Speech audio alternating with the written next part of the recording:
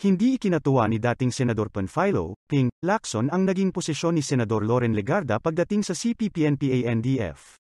Matatandaan na isinusulong ni Legarda ang pag-amyenda sa Anti-Terrorism Act at sinabi rin ng senadora na hindi kalaban ng Estado ang komunistang grupo. Senator Legarda is a friend and I respect her opinion but I cannot for the life of me agree with her stand, apparently articulated by her statement that the CPP-NPA-NDF is not an enemy of the state. Ani Lacson. Ipinaliwanag nito na kahit ang ibang bansa ay itinuturing na kalaban ang CPP-NPA-NDF. Malaking kawalan din ng respeto di umano sa mga sundalo at sibilyan na naging biktima ng CPP-NPA-NDF ang kagustuhan ni Legarda na baguhin ang Anti-Terrorism Act.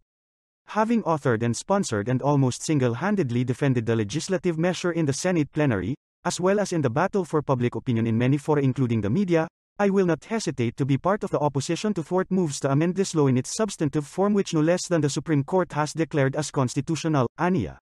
Matatandaan na inamin ni Legarda na nakatrabaho niya noon ang mga makakaliwang grupo at mayroon ding paniniwala ang komunistang grupo na nagustuhan niya. Samantala ay hindi pa naglalabas ng pahayag ang AFP kung aalisin nga ba nila ang ranggo ni Legarda sa Philippine Air Force, PAF, reservist dahil sa pagsuporta nito sa kalaban ng Estado. Sa Senado naman, pinuna ni Senate Minority Leader Cojo Pimentel ang pagdalo ni Rodriguez sa budget hearing sa House of Representatives habang ilang beses na itong absent sa mga pagdinig ng Blue Ribbon Committee tungkol sa issue ng sugar importation. Ang issues para sa akin sugar order number 4 lang yun kung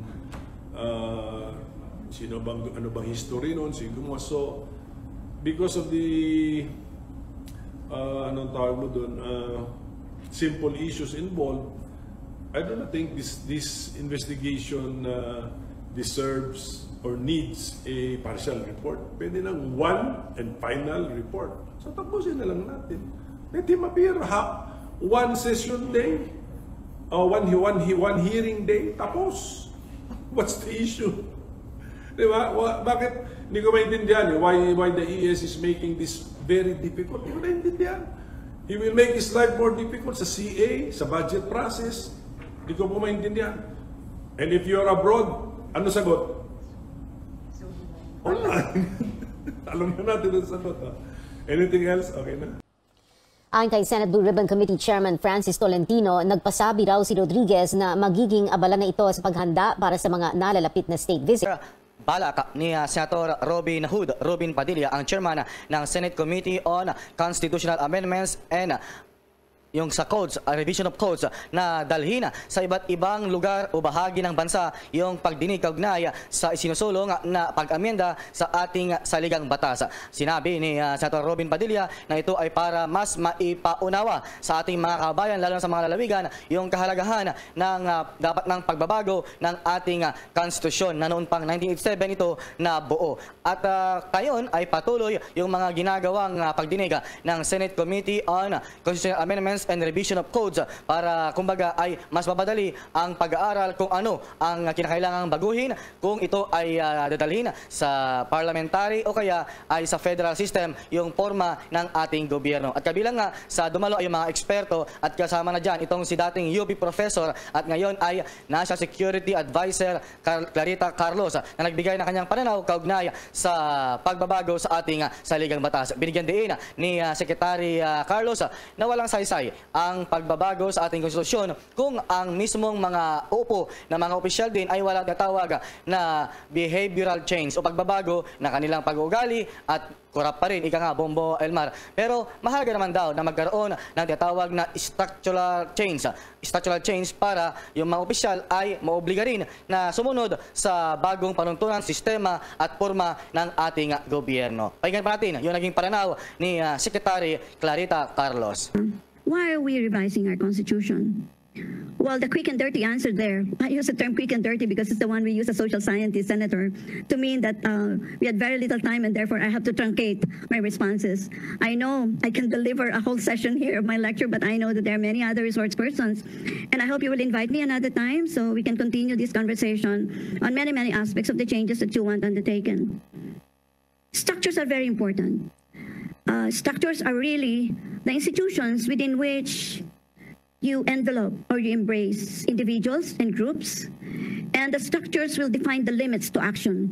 They will define the floor and they will define the ceiling, the bottom and the top. so that an individual, when given a particular structure, like if this were a glass, the individual knows that it can only work within the structure of the glass, like this cylinder. Like, you talk of the leche flan, which can be formed in different configuration. If you form it in an oblong, the milk and the sugar will only work along the edges of the oblong or whatever shape the leche flan will take. That is the nature of structure. Now, if you put warm bodies in structure, then the warm bodies will have to align within the structure. And when they so align within the structure, you invariably change their behavior. So, anong pumipigil sa administrasyon na to na bumalik tayo sa unicameral? Yun ang iniwan ng ama. Baka sakali na ipagpatuloy ng ating mahal na Pangulong Ferdinand Bongbong Marcos sa ngayon. Inshallah, hoping ako, umaasa ako. Parang sobra kayo sa base. Inaprobahan na ng Commission Elections sa COMELEC ang optional retirement ni dating COMELEC spokesperson na si James Jimenez. Batay naman sa Minute Resolution 08.0226, ipapadala na ang kahilingan ni Director Jimenez sa tanggapan ng Executive Director para naman sa kakulang aksyon. Una rito ay nabatid na naghain daw si Director Jimenez ng liham para sa mga ganitong pagreretero noong Agosto 2 ng taong kasalukuyan at inaprobahan naman ng ANBank noong Agosto 31 ng taong kasalukuyan. Subalit nitong weekend lamang ay naisa publiko ito. Una rito nakaladkad pa ang pangalan ng dating COMELEC spokesman sa nagkaaberya na deal sa venue ng 2022 presidential debate. Ang pagretero ng opisyal ay hindi naman umano makakapekto sa takbo ng hiwalay ng mga proseso ukol pa rin sa ibang mga usapin. Samantalang inihayag naman ng grupo ng Filipino professionals ang pangangailangan ng mas marami pang mga healthcare workers sa ating bansa dahil marami na umanong umaalis para magtrabaho abroad. Ayon kay Dr. Benito Atienza, ang Vice President of the Philippines Federation of Professional Associations, nagpapatuloy niya ang brain drain sa bansa kung saan ilang healthcare workers kagaya na lamang ng mga nurse, medical technologists at maging ang physical therapists ay nais na magkaroon ng mas magandang oportunidad sa trabaho sa ibang bansa. Kaugnay nito ay iginiit ni Atienza na kailangan na ng Senado at ng Kongreso na iripaso ang Magna Carta of Public Health Workers upang mabigyan ng karagdagang proteksyon ang mga nasa health sector. Saad pa ni Atienza na nagsilbi ding dating presidente ng Philippine Medical Association na dapat na mabigyan ng mas mataas na sahod ang mga healthcare workers kumpara sa mga inaalok abroad upang hindi na sila kailangan pang lisanin ang bansa. Bagamat nakakatulong para sa income generation ng bansa ang pagpapadala ng workers abroad, binigyang diin naman ni Atienza na kailangan na mahikayat ang mga kabataan na kumuha ng kursong nursing o health-related courses upang mapalakas pa ang healthcare system sa bansa. Ikinalungkot din nito na mayroong ilan pa rin mga doktor at mga nurses sa pribadong sektor ang hindi pa rin nakakatanggap ng kanilang one-time COVID-19 allowances at iba pang mga benepisyo. Dapat anya na mabigyan ng prioridad ng pamahalaan ng health sector kung saan ang mga health professionals ang siyang nagsisilbing frontliners sa gitna pa rin ng nagpapatuloy na COVID-19 pandemic sa bansa. Ni Pangulong Marcos ang pinagtatalo ng South China Sea sa kanyang pagbisita sa Indonesia at Singapore mula September 4 hanggang 7. Ayon sa Foreign Affairs Department, gusto ng tatlong bansa ang kapayapaan at katatagan sa rehiyon. Makipagpulong si Mr. Marcos kay Indonesian President Joko Widodo at sa Singapore naman ay hiwalay niyang makipagpulong kay Singaporean President Halima Yacob at Prime Minister Lee Hsien Loong. Inaasang lalagda si Marcos sa ilang business agreements, kabilang ang may kinalaman sa infrastructure, renewable energy, food security, fertilizers at importasyon. Makakausap ng Presidente ang business leaders doon para hikayatin silang mamuhunan sa Pilipinas. Kasama ni Marcos ang economic team ng administrasyon sa kanyang unang biyahe sa labas ng bansa mula ng Maluklok sa Malacanang. Desisyonan ang illegal drug cases laban kay dating Senadora Laila de Lima bago matapos ng taon. Sinabi yan ni Supreme Court Administrator Raul Villanueva habang dinidinig sa Kamara ang 2023 judiciary budget. Dalawang regional trial court judge daw ang patuloy na dumidinig sa mga kaso ni de Lima. Kung makapagsumite raw ng ebidensya ang kampo ni de Lima, agad na mapagdedesisyonan ang kaso. Si de Lima ay kinulong sa Camp Crame sa Quezon City noong 2017. Dahil yan sa umano'y kaugnayan niya sa illegal drug trade sa New Bilibid Prison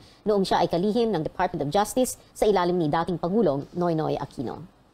Even based on reports, although we're monitoring it, Your Honor, only two remain insofar as these cases are concerned, filed against her. And likewise, Your Honor, it is being heard continuously by the assigned judges to RTC judges in RTC Muntinlupa. And so long as the parties would be able to present their evidence, Your Honor, in due time, this will already be submitted for decision. So I think, with the rate things are going, my view is that before the end of the year, these cases may be submitted for decision already.